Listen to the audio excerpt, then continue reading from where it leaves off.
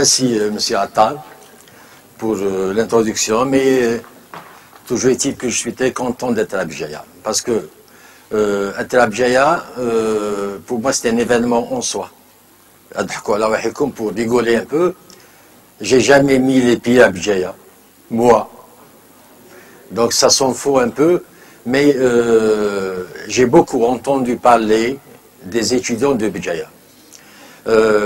J'ai entendu parler par ceux qui sont venus à Constantine, des étudiants comme vous, qui sont chez moi. Et aussi, comme je suis un fan de Facebook, donc il m'arrive de discuter avec pas mal d'étudiants parmi vous. On m'a dit qu'il y a un bon esprit, il y a de la volonté. Si je suis venu aujourd'hui discuter un peu, examiner avec vous un aspect de ce que je vais présenter, ça n'empêche pas que ça me tente de venir un jour, pourquoi pas l'année prochaine, vivre à Béjaïa, je ne sais pas, Mektoub. Donc on va passer quelques minutes ensemble. Je ne vais pas vous donner du savoir, mais c'est juste un prétexte à un débat qu'on va discuter. Ça peut être sur le débat, sur le sujet, comme ça peut être un débat ouvert. Parce qu'avec M. Attar, il m'a parlé de design urbain, beaucoup de questions qui se posent. On peut répondre, on peut apporter notre petit savoir au service de l'étudiant. Parce que, quand même, le minimum requis dans cette salle, c'est un baccalauréat. Donc le moins gradé parmi nous a un baccalauréat. Et on sait pertinemment que le baccalauréat, c'est pas du n'importe quoi, c'est le seul diplôme valable et reconnu en tant que tel.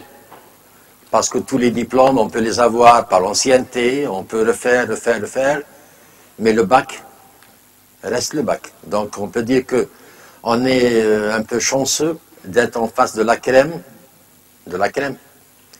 Le sujet qu'on va essayer d'introduire aujourd'hui, c'est juste un prétexte pour développer une idée. L'idée est que le choix d'un sujet de débat peut provenir de n'importe quoi. Là, dans mon cas, beaucoup parmi vous se posent la question. Si on voit le titre, il y a 3 aspects en même temps. Qu'est-ce qu'ils ont à voir l'un avec l'autre? Projet urbain, oui, c'est nouveau. Espace vert, on connaît un peu. Tradition coranique, c'est un peu ancien. Donc, mais mélanger les 3 choses ensemble, ça pose des questions. Et je sais que vous vous posez des questions. On va voir à travers le résumé. Donc, je vais essayer d'introduire globalement, brièvement, parce que le cours, c'est pas un cours, donc, mais c'est juste un débat. On va examiner un peu brièvement la question de projet urbain. D'habitude, nous, on a été habitués, moi et ma génération, à penser urbanisme. Dans votre génération, vous pensez différemment. Donc, vous pensez projet urbain. Et lorsqu'on parle de projet urbain, la différence qui existe avec ce que moi, j'ai eu comme enseignement dans mon temps, on m'a appris que l'urbanisme, c'est quelqu'un dans un bureau qui va prendre des instruments de travail, dessiner, aménager l'espace, l'organiser. Dans votre cas, projet urbain, ce n'est pas la même chose. On ne peut pas envisager la question de projet urbain dans un laboratoire ou bien dans une salle d'atelier. On doit être en contact avec des gens, les écouter, décider avec eux. Et là, vous avez les 4 éléments que j'ai essayé de placer. 1, 2, 3 et 4. Donc, il y a d'abord une stratégie. La stratégie, malheureusement, je l'ai mis avec le numéro 4. On doit avoir une stratégie. Une stratégie, pas uniquement stratégie dessinée, mais une stratégie pensée. Parce qu'on va penser quoi faire et comment faire. On va élaborer une méthodologie pour aboutir à un but bien précis. Que sera l'espace? Que sera la ville de demain? Et c'est une question cruciale, c'est un projet en soi. Que veut-on? Que doit-on faire pour arriver au but?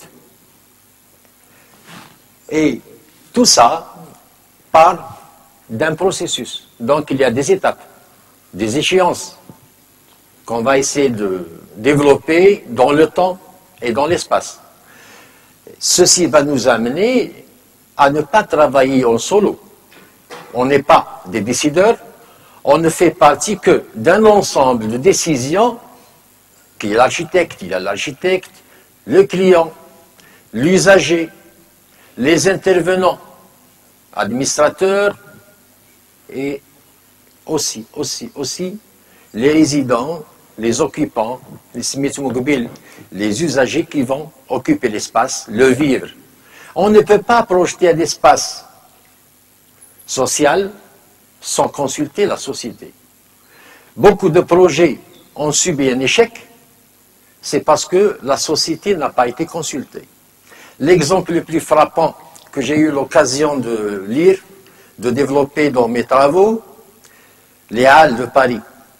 Les Halles, c'était un petit marché en plein cœur de Paris qui avait sa population, ces gens qui le fréquentaient, il y avait une vie, il y avait du mouvement, il y avait du goût, il y avait un lieu. Et tout d'un coup, l'État français décide de ramener le plus grand architecte. Ils font les Halles de Paris, les nouvelles Halles de Paris. Grandiose, une architecture futuriste. Ça donne un espace luxueux, mais vide. Parce que ni les commerçants, ni les usagers n'ont accepté de déménager. Et c'est devenu un espace sans âme. Et toute la vie qui était dans les anciennes halles de Paris n'a jamais suivi les nouvelles halles de Paris.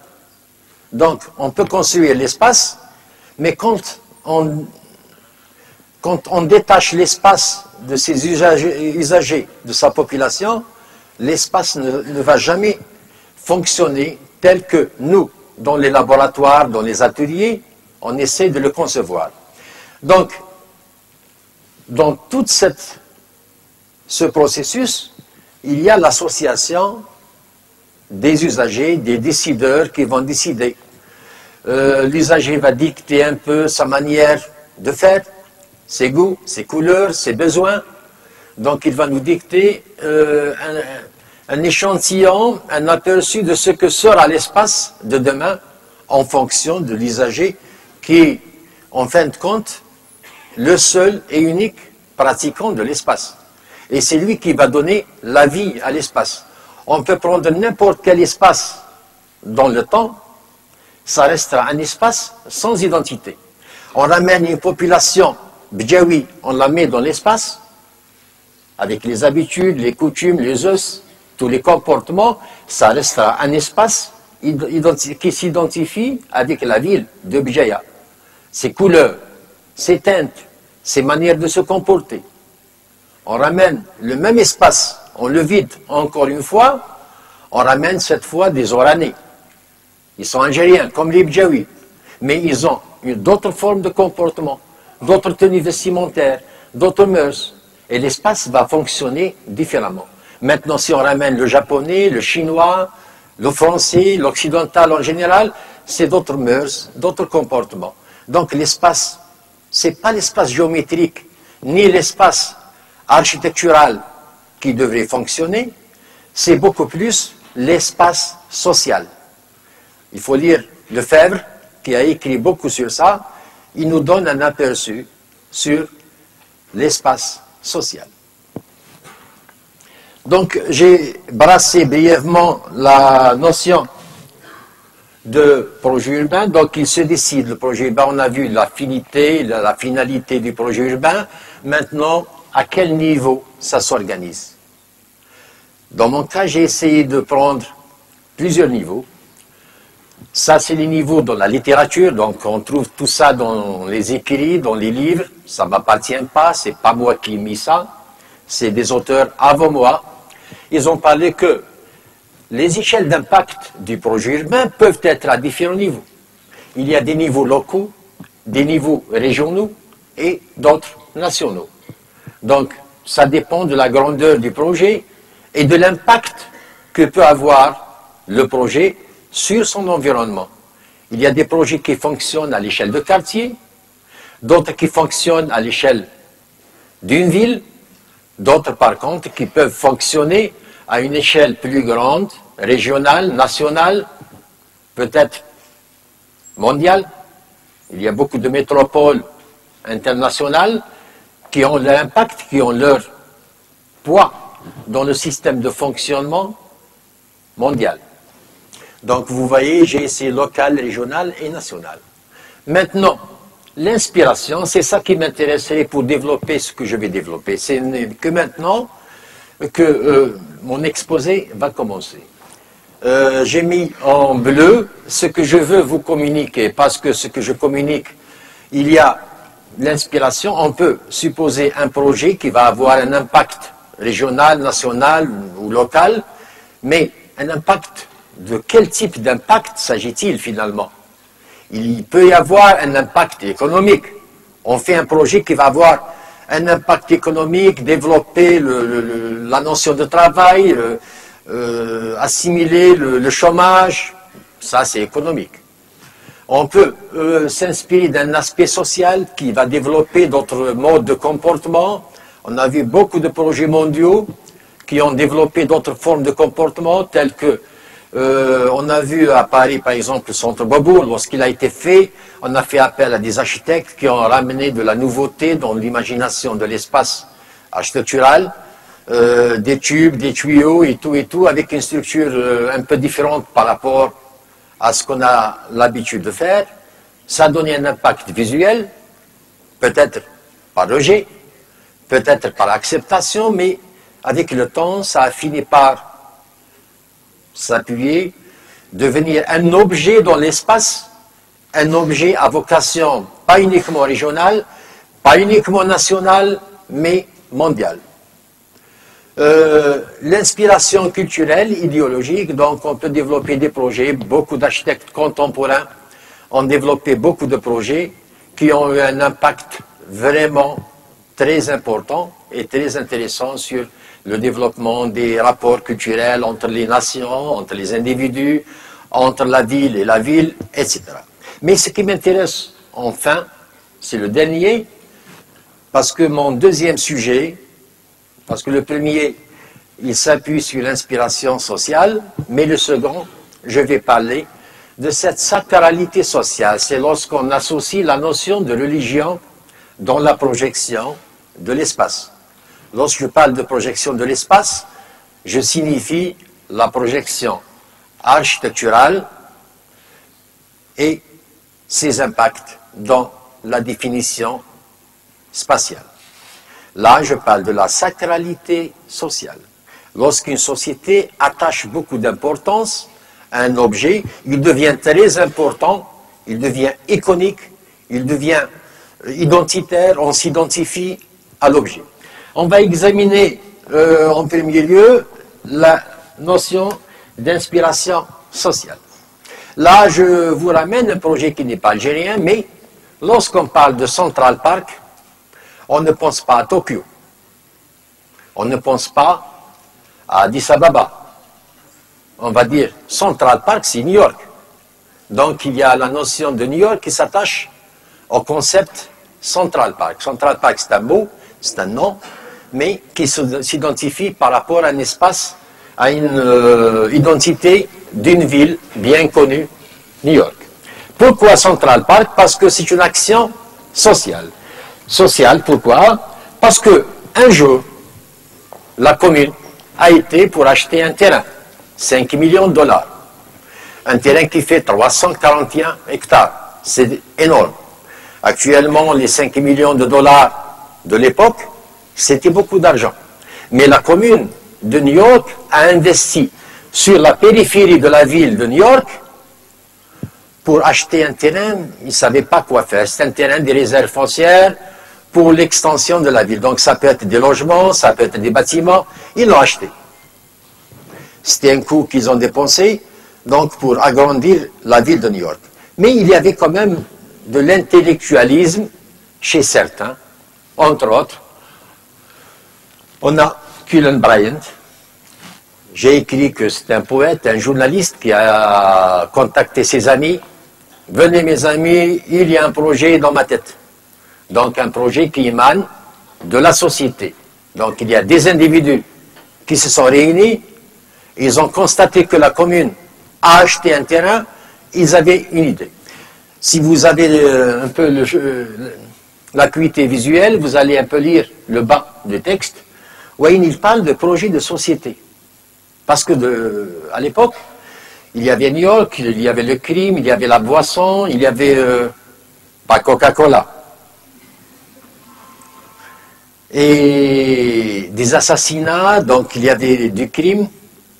Et il a pensé que, en faisant une petite intervention sur l'espace, à travers la valorisation de l'espace des friches urbaines que la commune a achetées, il allait développer un espace vert, et que l'espace vert va drainer la foule, va changer son comportement, l'éloigner de la boisson, du crime, et on se pose la question, comment qu'un arbre, un gazon, va changer tout ça? Et on va voir que ça a changé, parce qu'un arbre ne peut rester un arbre. Un arbre peut devenir un lieu, une activité. Un tapis gazonné, c'est pas juste visuel, c'est un espace qu'on va pratiquer. Et on va voir ce petit impact d'une petite décision, d'un petit groupe d'amis qui se sont réunis avec la commune, exiger le développement de l'espace, pas en espace bâti, mais beaucoup plus en espace paysager. Et ça a donné que les 341 hectares qui ont coûté 5 millions de dollars, qui en 1853 étaient une somme, ce rectangle de 4 km de long et 800 mètres de large, ils ont fait appel à quelqu'un qui avait une personnalité. Pour ceux qui vont examiner le sujet de l'espace vert, Lowell Olmsted est l'un des pionniers de ceux qui ont eu l'audace de s'intéresser au paysagisme lorsque tout le monde parlait architecture. Ce n'est pas pour vous vanter l'idée que laissez passer l'architecture faite du paysagisme. Mais je vous garantis une chose, j'étais chez le Wally, il était là devant moi, je suis venu par derrière, je l'ai pris par les hanches, il s'est retourné un peu. Qu'est-ce qu'il a, ce bonhomme? Moutou, c'est moi. Il a dit, qu'est-ce que vous voulez? Moutou, je suis intéressé par quelque chose. Quoi? Constantine, en contrebas du pont géant qui se construit, en face du pont Sidi Rachid, il y avait des gourbis, il y avait un bidonville géant, quelques 70 hectares. Goutlou, je suis intéressé par les 70 hectares de la réserve du Bardo. À ce propos, le nom Bardo, c'est turc. Le concept du mot, son étymologie en langue turque, signifie jardin. Donc, à la base, l'espace était l'un des vergers de la ville lorsque la ville était à l'intérieur de ses remparts. La ville s'est développée, des exodes ruraux ont fait que des bidonvilles se développent dans la périphérie. Je suppose que Bidjaya sûrement a connu les grandes époques des exodes. L'un en 1936, suite à la famine, et un autre juste après l'indépendance, en 1966. Et il m'a répondu, pourquoi les 70 hectares en contrebas de la ville? J'ai dit que j'avais un projet que j'ai dessiné, que j'ai élaboré, que j'ai exposé à mes amis, à mes collègues, à beaucoup de gens, et que je suis intéressé de développer pour Constantine. Et il me pose la question, avez-vous une association? J'ai dit non, je suis un individu, enseignant à la fac. Et êtes-vous paysagiste? J'ai dit non, je suis architecte. Eh bien, monsieur, je ne peux rien faire pour vous. J'ai besoin d'un paysagiste. Et là, je me suis posé la question. Il n'y a pas de paysagiste à Constantine. Il m'a dit, pouvez-vous me trouver un paysagiste? J'ai cherché dans ma tête, je ne connaissais personne. J'ai entendu parler qu'il y avait quelqu'un à Béjaïa, mais je ne sais pas si réellement il est. Donc finalement, le projet est tombé à l'eau. On a fait appel à l'idée que j'ai développée, mais le bureau, ils ont fait un concours international qui a ramené des Portugais, des Suisses, des étrangers, et ils ont eu le projet, pas comme un projet d'architecture, avec le tableau national du coût de pourcentage des études. Parce que si l'étude architecturale, on la calcule à partir d'un coût sur un tableau national, les études paysagères, on peut chiffrer le chiffre comme on le veut. Et ça m'a donné aussi l'idée de penser à la notion de design urbain. Parce que j'ai reçu la visite d'un Français qui est venu à Constantine, je l'ai emmené avec moi se balader, c'était un jeune plein de dynamisme, un paysagiste de Versailles, avec lequel j'ai discuté sur beaucoup d'aspects. On a visité les espaces verts de Constantine, les forêts de Constantine, et on a en tête beaucoup de choses pour la ville, en association. Mais ça, c'est Constantine. Mais ce qui m'intéresserait dans mon cas, c'est que chacun dans son petit coin, chacun dans sa petite ville, ou bien sa grande ville, va développer l'idée de penser quand même un espace futur, un espace de la ville où l'espace bâti n'est pas maître, où on peut concilier un peu d'espace dur, minéral, et un peu d'espace végétal. Parce que ailleurs, dans le monde, la notion de jardin, de parc, de trame verte, de structure verte, de ville-parc, les gens sont partis très loin. J'étais en contact avec Anne Beer d'Angleterre, qui est en retraite, et la dame a fait de la théorie. Et elle ne se contentait pas de faire des espaces verts en ville. Vous imaginez qu'est-ce qu'elle a fait? Ou est-ce qu'elle a poussé la réflexion? Elle a poussé la réflexion que tous les espaces de la ville doivent être interconnectés entre eux. Pour permettre à quoi? Pas pour les individus de cheminer d'un espace à un autre, où il y a une voie goudronnée qui sépare un espace vert d'un autre espace vert. Elle a pensé aux petits animaux, pour permettre aux petits animaux de se déplacer entre ce jardin, ce parc, cet espace vert, et l'autre espace vert à l'autre extrémité de la ville. Lorsqu'on parle des animaux, je ne fais pas allusion aux lapins, aux loups. Là, je parle des petits insectes. Les petits insectes qui ont du mal à se déplacer. 1 kilomètre pour l'individu, à pied, on va le faire en 20 minutes. Mais un insecte, escargot ou autre, pour se déplacer le 1 kilomètre, bon, imaginez combien de temps il va durer. Donc, ça a permis à travers la structure verte, la trame verte, aux animaux, sans être écrasés par le véhicule, sans être écrasés par les individus, ou bien piétinés par la race humaine. Donc, on est arrivé à cette étape d'aménagement, et ça a été fin prêt en 1873. L'aménagement a été terminé. Maintenant, qu'est-ce qui a été fait? Ils ont aménagé. Olmsted a conçu un plan, on a commencé à aménager. Il y a plus d'un siècle, ça a été terminé. Et vous avez un peu ce qui a été fait.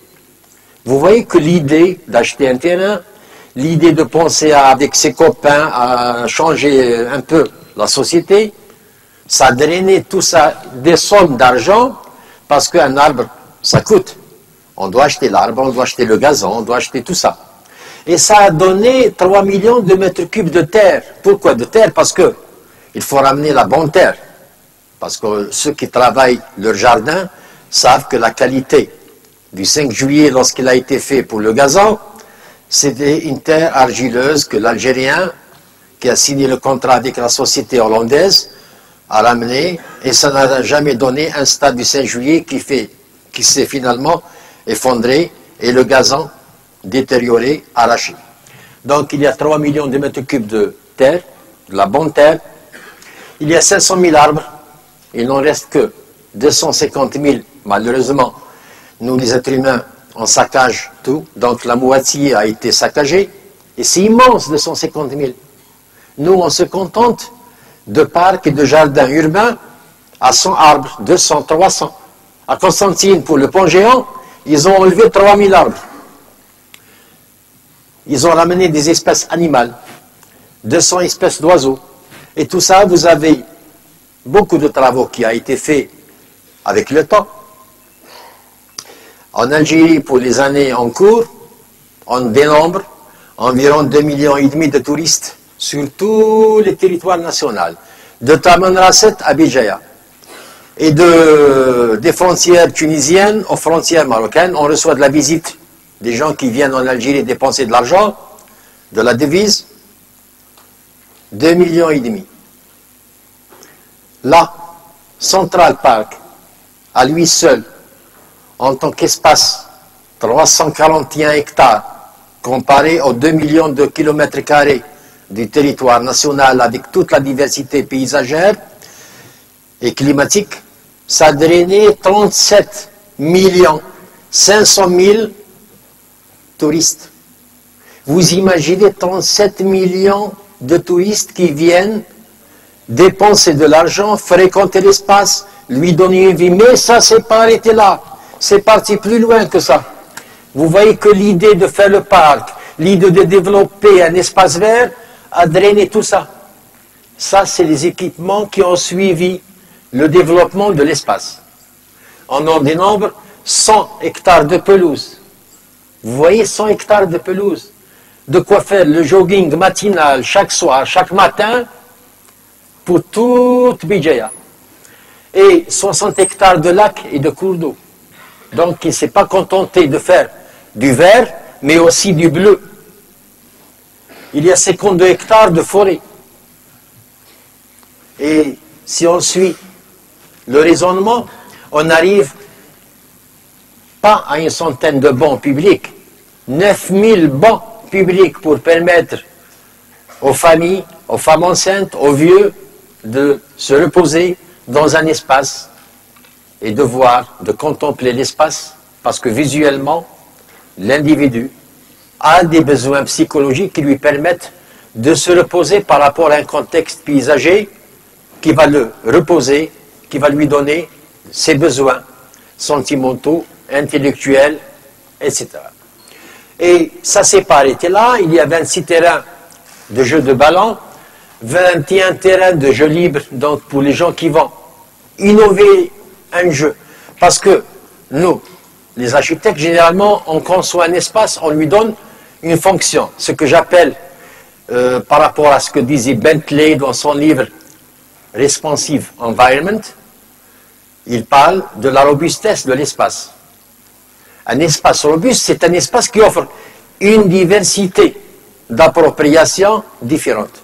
Donc, lorsque vous concevez un espace, ne vous contentez pas de lui donner une fonction, mais de chercher à lui donner plusieurs fonctions à la fois. Entre le matin, l'après-midi, le lundi, le mardi, les jours fériés, les jours de travail, l'activité de l'espace, à travers cette robustesse que l'architecte choisit, il va lui donner une forme d'appropriation entre les jeunes, les vieux, les moins jeunes, les moins vieux. Toutes les catégories vont pratiquer l'espace. Mais lorsqu'on pratique l'espace, on va découvrir des activités qui n'étaient pas programmées. Donc on va innover des activités, on va créer de nouvelles activités. Et finalement, on va constater que tous ces éléments ont donné ça. On a dénombré autant d'activités que d'espace. Et vous voyez que si on parle de pistes de vélo, pistes pour chiens, parce que les crottes de chiens, c'est un problème. Nous, en Algérie, je pense que le problème ne se pose pas autant. J'ai été à Marseille, Et croyez-moi, vous êtes en plein cœur de la ville. Et vous risquez de glisser. Et on ne glisse pas sur une crotte de chien. On tombe aussi sur une autre crotte de chien. Donc le problème des odeurs, c'est un grand problème. Là, ils ont essayé de dénicher une structure de cheminement, des pistes pour chiens. Des pistes pour chiens. Bon, ça sont faux. Nous, on a horreur des chiens. Bon, il y a des restos, il y a plein d'équipements que vous voyez et aussi plein d'activités qui se sont développées pas en tant que programmation lors de l'esquisse que l'architecte Olmsted a conçue, mais des activités qui prennent place. Et là, c'est un autre sujet d'activité. Je ne veux pas vous entraîner sur le volet des activités. Je ne veux pas vous berbérer. Berbérer, c'est derja, on dit berber. C'est pas berbériser. Donc, je ne vais pas vous dorloter avec plein d'activités parce que c'est un autre volet que l'architecte peut examiner et c'est un volet très, très, très intéressant. L'architecture des loisirs, c'est un sujet qui n'a jamais été examiné chez nous. Et ça peut donner naissance à un master en architecture des loisirs. On est classé parmi les nations les plus tristes. Oui, l'Algérie est triste. Il ne rigole pas souvent. Il a besoin de rigoler, il a besoin de courir, de faire son petit sport, d'avoir ses amis avec lui, sa femme, ses enfants. Toi, l'homme, tu fais le sport, la femme reste à la maison. Allez, on fait ensemble. C'est dommage. C'est une notion de loisir qu'il faut examiner, loisir de plein air. Je ne parle pas de loisirs d'intérieur, les salles de cinéma. Je ne sais pas combien parmi vous a été dans une salle de cinéma. Là, ça me rappelle une salle de cinéma, c'est une salle de projection. J'ai fait du théâtre à un certain moment, j'étais au festival de Mostaganem, c'est un peu l'ambiance de théâtre qui me rappelle ces années de jeunesse. Mais ce qui m'intéressait, c'est les activités de plein air, telles qu'on les voit sur l'écran.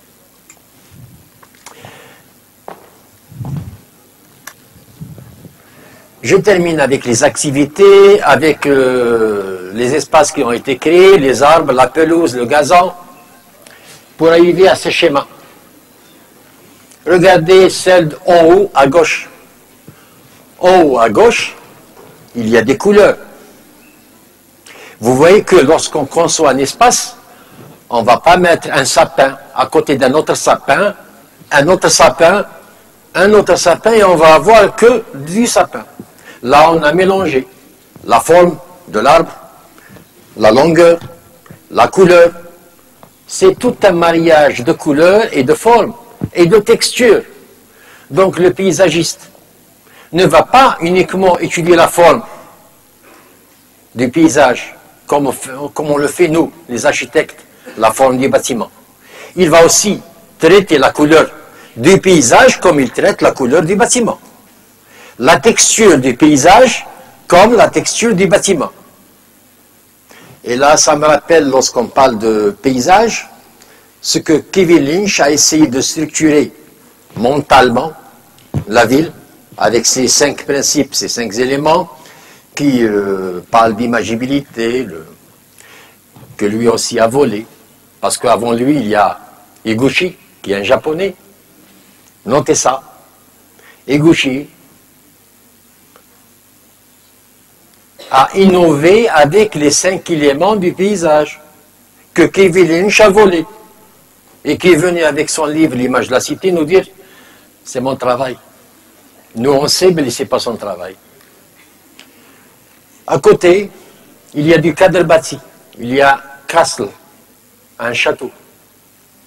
Un château qui n'est pas pour les rois, mais un château pour les individus, les usagers de l'espace qui donne sur le lac, qui va animer l'espace de Central Park. Vous voyez que la diversité paysagère, elle est contenue.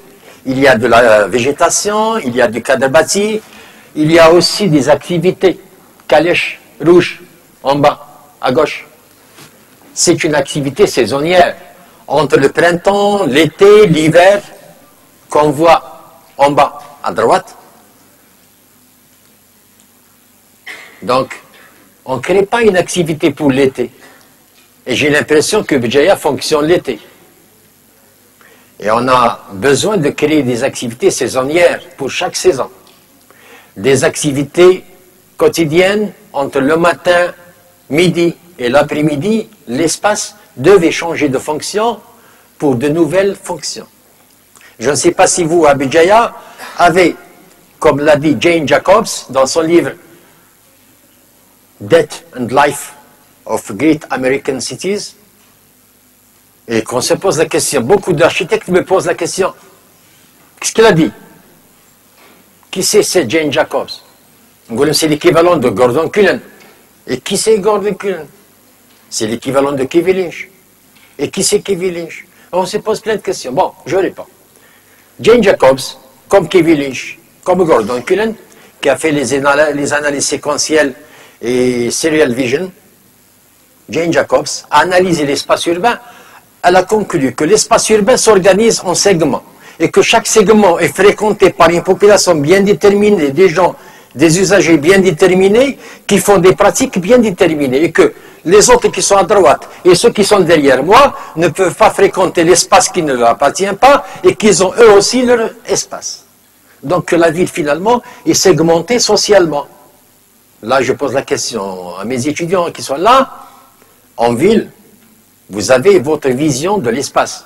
Chacun a sa petite place, son petit café, son petit coin en ville qui l'intéresse. C'est là où il rencontre ses amis. Et chacun de... Ça, c'est pour les étudiants. Mais on peut partir plus loin. Les amis de nos étudiants qui sont là, mais qui ne sont pas universitaires. Chacun aussi a son espace. Le vieux a un espace. La dernière fois, en début d'année, j'ai emmené mes étudiants de master en ville. Parce que Constantine, c'est un pôle qui reçoit des gens, pas uniquement de la région, mais national. Donc ils sont venus, la première chose, j'ai dit, allez, on descend en ville, on va manger. On est descendu en ville, on s'est baladé, on a expliqué un peu les styles d'architecture coloniale traditionnelle qui existe à Constantine. Ça a réjoui le cours d'HCA en pleine nature qui intéressait les étudiants. Mais aussi, ça nous a permis de partir, de leur montrer le chapeau. Ils m'ont dit, qu'est-ce que le chapeau? Regardez le chapeau. Et tout le monde se posait la question, c'est quoi le chapeau? Qu'est-ce qu'il est en train de vous montrer? Et pour nous, le chapeau à Constantine, c'est un petit coin. Un bon public. Un bon public. Mais qui a sa population? Qui c'est? Des vieux. 65 ans et plus. Personne n'est toléré de venir s'asseoir sur le banc. Et j'ai dit aux étudiants, allez-y, c'est vite, allez-y vous asseoir. Et j'ai pris mon appareil photo pour prendre la photo. Et les vieux qui accouraient, c'est pas votre coin. Vous êtes là. Et ça posait beaucoup de choses, et là ça m'a rappelé Jane Jacobs, et je me suis dit, elle a raison. Finalement, elle a raison. Donc on passe à autre chose. Là, c'est une image que j'ai reprise aussi pour vous dire que lorsqu'on fait un espace pareil, croyez-moi, c'est pas la photo qui m'intéresse. Regardez ce que j'ai écrit. Les meilleurs bâtiments de New York sont là, autour de Central Park. Parce que le mètre carré autour du parc, c'est 10 fois le mètre carré à New York. Donc cela signifie quoi? Cela signifie que un espace vert ne donne pas uniquement la propreté à l'espace, le nettoie, ne donne pas uniquement une vision, une couleur, une texture. Il va faire monter le prix du foncier à une vitesse exponentielle. Et là, on est arrivé à voir le Chrysler Building autour du parc de Central. L'Empire State Building. Nous, les architectes, on connaît ça. Mais on ne connaît pas qui les a construits. Vous connaissez certainement l'Empire State, mais pas l'architecte qui l'a fait. Parce qu'on ne reconnaît pas la valeur de l'architecte. le Plaza, le fameux hôtel Plaza, les grandes résidences des acteurs, le musée d'histoire naturelle, Guggenheim, qui est très populaire chez nous, les architectes, et le Metropolitan Art Museum. Vous voyez les images, là c'est l'image qui m'intéresse, c'est pas l'écrit. Et la vue plongeante sur Central Park, avec toute sa diversité bleue, vert, et les gratte-ciel tout autour qui donnent un paysage féerique, un paysage de rêve. Et j'ai essayé de mettre un petit schéma en haut pour montrer le contraste, pas entre clair et obscur, mais entre vert et bleu. Vous voyez en bleu les étendues des lacs et des cours d'eau, et en vert, les étendues d'espaces verts. Lorsque je parle d'espaces verts, c'est entre arbres, buissons, gazons, etc. Donc on voit un peu le rapport d'échelle entre la grandeur de l'un et la grandeur de l'autre. Là, c'est des vues qui m'impressionnent. À chaque fois que je les vois, je me dis pourquoi pas à Béjaïa, à Constantine, à Alger. Et je sais que le climat n'est pas le seul responsable du manque d'espace vert chez nous. On est responsable. Et je suis là pour vous sensibiliser à penser vert. Je passe rapidement parce qu'il y a beaucoup de choses qui nous attendent.